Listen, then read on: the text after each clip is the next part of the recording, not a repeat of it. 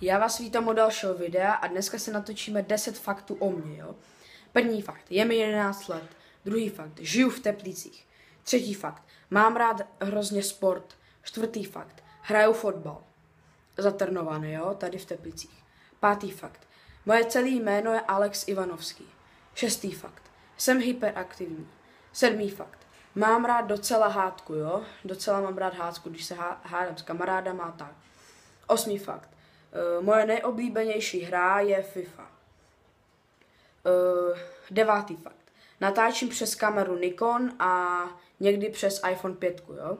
Teď právě natáčím video přes iPhone 5. A poslední fakt je, že narodil jsem se 21. června 2005 v Ústí nad Labem. Tak, pro tato video by to bylo všechno a nazdar u dalšího videa. Čus!